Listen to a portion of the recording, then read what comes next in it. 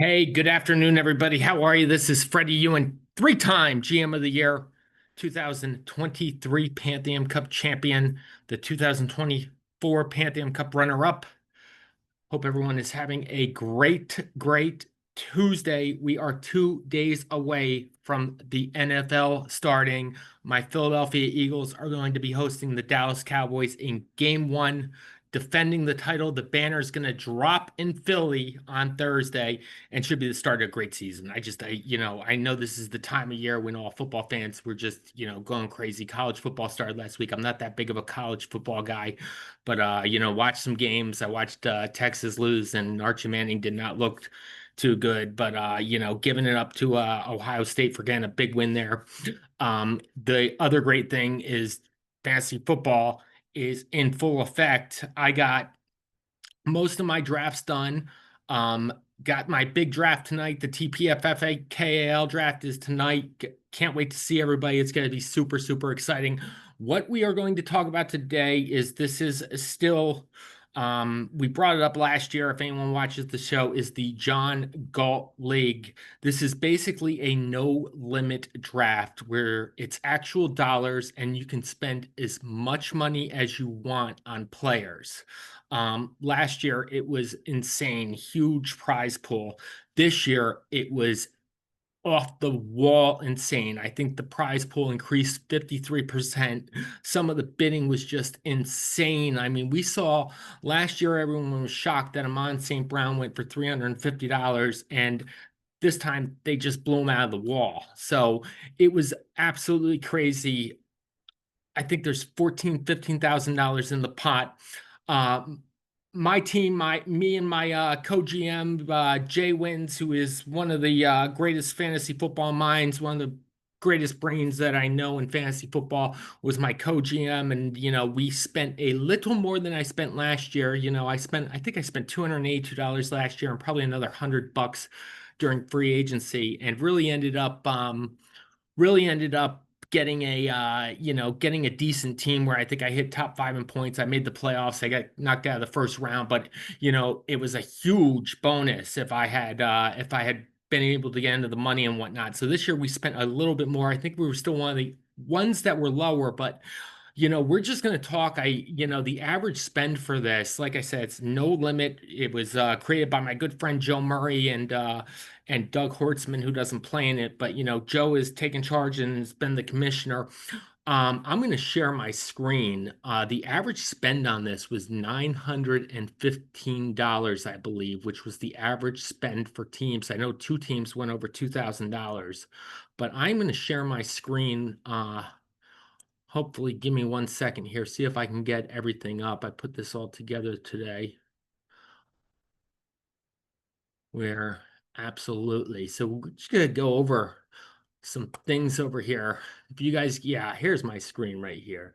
I don't know if I can get rid of this document recovery, but anyway, this is the average $912 spend for the John Galt League. And this is if you spent $912, what every guy was worth. So you got some big numbers here looking for, a lot of value. And like I said, this is a crazy league. You always know that you are in a really good fantasy football league when it's a single quarterback league and guys are spending a ton on quarterbacks. Single quarterback league, quarterback regular thing, they get 6 points for a rush, 4 points for a passing touchdown. Let me share this other screen here too. We're just gonna go over a couple teams. I don't know if I want to go through it, but let's go over this guy. This is one of the top spenders. Kamala's bench warmers did not have any keepers. You can keep 4 players in this league. Did not have any keepers. This guy decided not to, but you can see here he got Josh Allen for $400. Bid Josh Allen for $400. 3 times what his value is worth. So I'm just going to give him a big red mark on that. Got that one wrong, about 3 times as much. Let's take a look at what else. What else this dude had? Jalen Hurts. So the guy's got Josh Allen as quarterback, and then buys Jalen Hurts.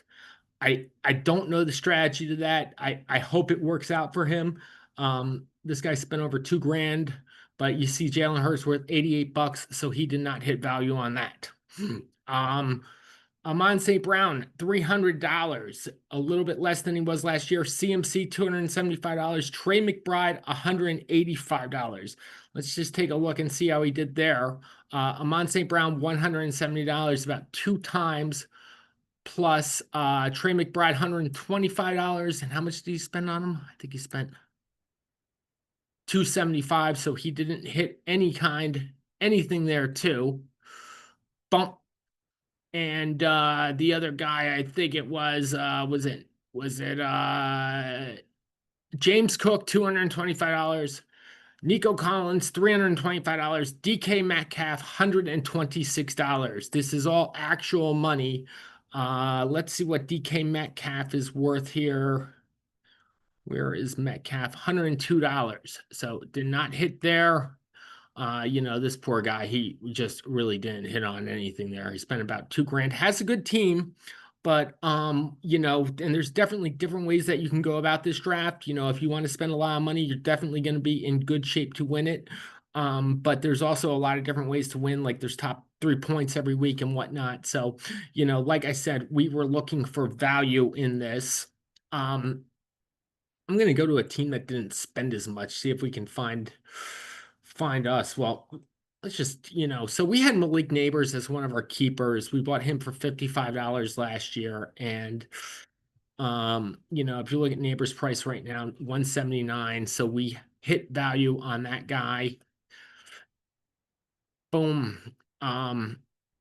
I think we hit value on all these guys. Calvin Ridley, I think we saved him for about 30, Njoku for 30, and Tyrone Tracy for 15. So just to give you a little idea of how we did on that. So Njoku is worth 50. We got him for 30. Tracy, let's see if we can find Tracy's value somewhere. He's got to be down a little bit. Well, he's got to be ahead of Skeetabo here. Tyrone Tracy, $81. So huge value for us there. And then the other guy was Calvin Ridley that we got for $30. Let me see if I can find Calvin Ridley on here. Calvin Ridley is somewhere there. Let me see.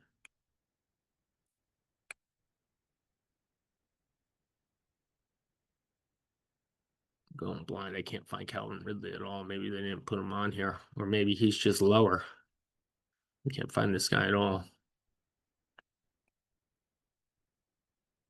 But anyway, we hit value on Calvin Ridley. Here's another, couple teams that we bought during the draft. We got Breece Hall for $51. We got Kenneth Walker for $100. Take a quick look at that. Kenneth Walker, I know we hit about $119, so we hit a little bit of value on him.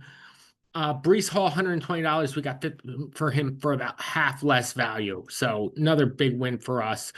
Jameson Williams, we made a mistake on this. That it's funny because there were a couple mistakes on there last night where the interface on the NFL app is not that great. So 141, I know we did not get any value on Jameson Williams. I don't think we were that far off. Like we didn't pay 2x for him.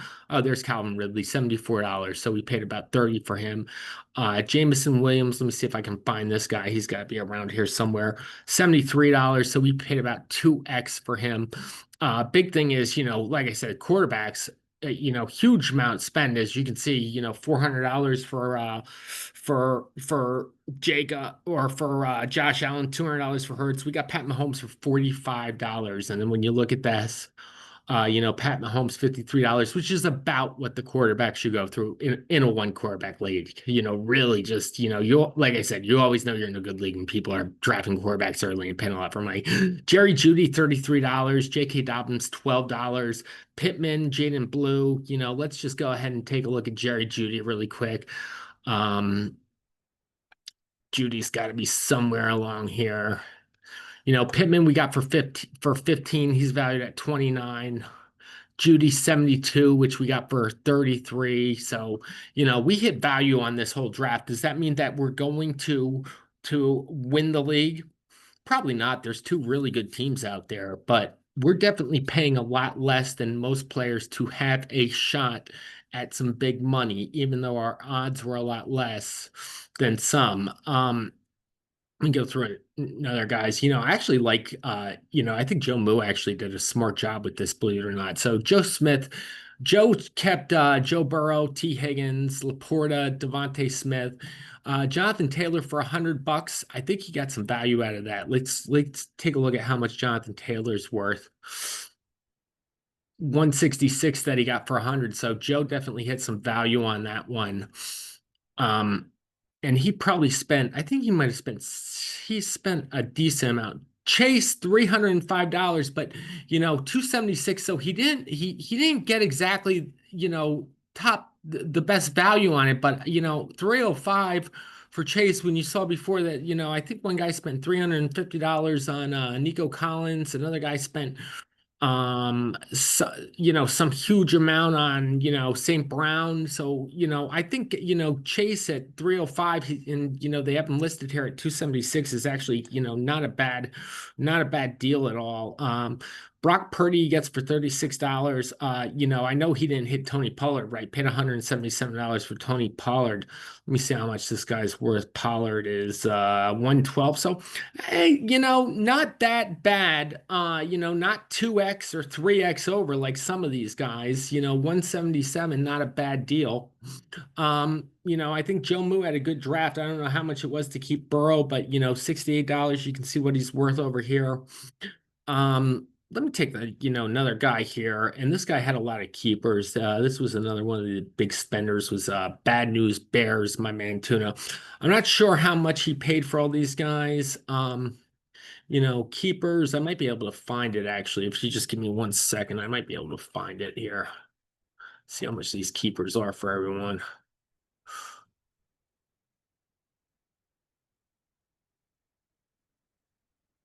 Everyone's getting my personal emails on this thing here. Here it is right here, though. Yeah.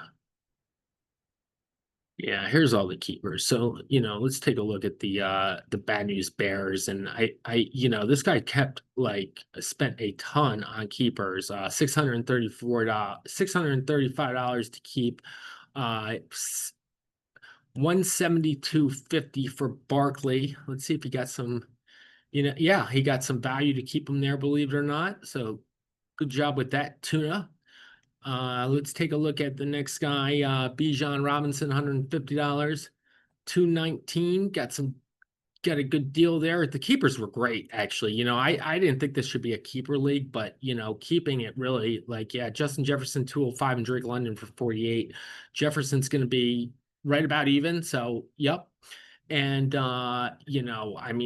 Drake London for 48, $145 he's listed at. So got some value there. In the draft, I don't know how good Tuna did in the draft. This guy definitely spent a ton of money. A ton of money. See if I can bring this up and see how much he spent on this. So CeeDee Lamb, CeeDee Lamb for $151 is actually looking pretty good right now. At $200. So Tuna actually get, this is fine because the guy spent $2,000, but it looks like he got a lot of good deals here. Now that I'm looking at some of these were off, Brandon Aubrey for $36. Every kicker was worth $1 at most. So, he's paying 36x. Way off value on a kicker, which that's just I got to get an explanation why you would spend $36 on a kicker. Derrick Henry 259, RJ Harvey 126. Let's take a look at that. Derrick Henry 186, so it's not that far off, I don't think. How much did he spend on him? 259.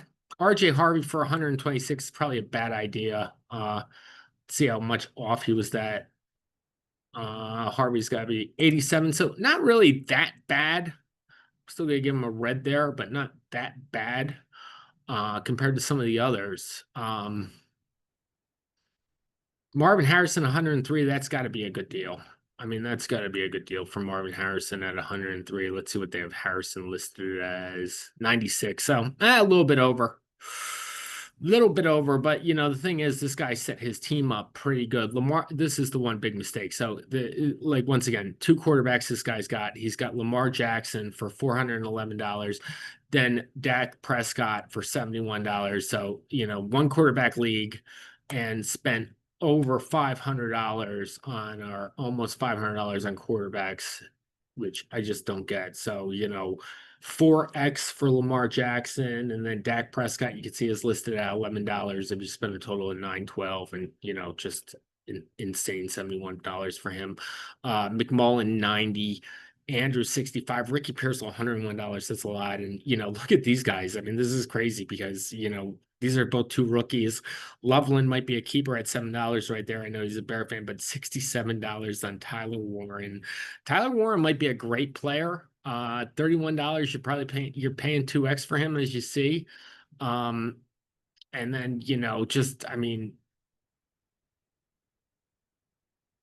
okay, let's find the Chicago Loveland $4. So he gets a deal. So Tuna's a little up and down here. His keepers were definitely a value. Spent a lot of money. I think he should be the hands-down favorite to win this.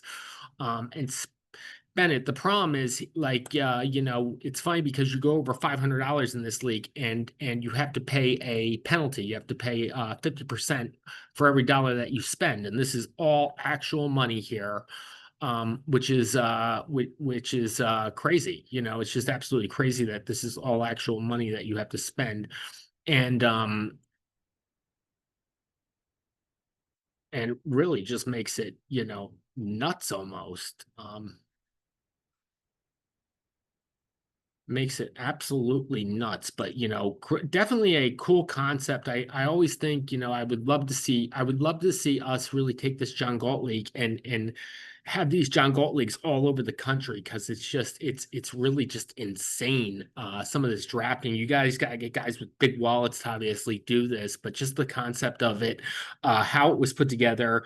You can spend as much money as you want, but you have to pay a luxury tax the more money you spend. So you really get a lot of different teams here that are going to spend a lot of money and are going to go for it. But then you got a lot of teams kind of like mine where we're spending, we're kind of in the middle or kind of less in the middle. We're spending $500, but we have a chance to win $5,000, more than $5,000, which is 10x, which you never see in a fantasy football league with 12 people. And the great thing too about fantasy football is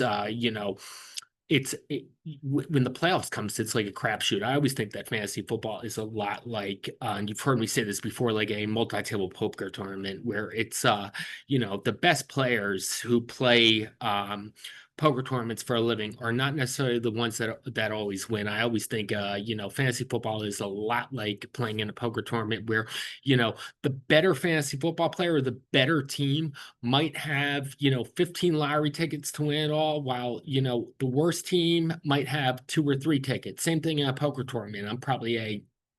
Right now I'm probably about an average poker tournament player, so I might have 3 lottery tickets while some beginner might have 1, while another pro might have 10, 11 lottery tickets. And that's really the great thing about fantasy football and why everyone plays, is because everyone's got a real shot.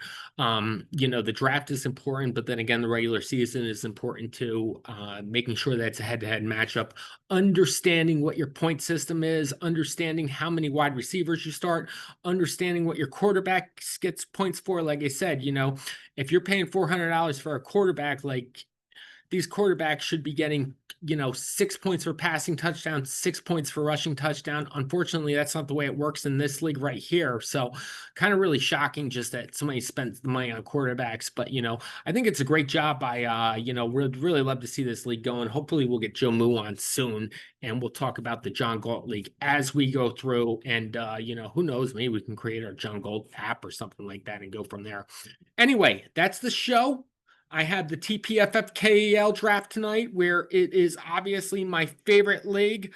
I am the 3-time GM of it. I am the only GM who has made the playoffs 4 years in a row, and this isn't a league where you can trade future salary cap, so very, very hard to be consistent in this league. But it's about my only good thing in life in fantasy football, because I've sucked at everything else. But I still try to put on a great show. Anyway, that's the show today. Hope you guys enjoyed. Thanks a lot. Bye-bye.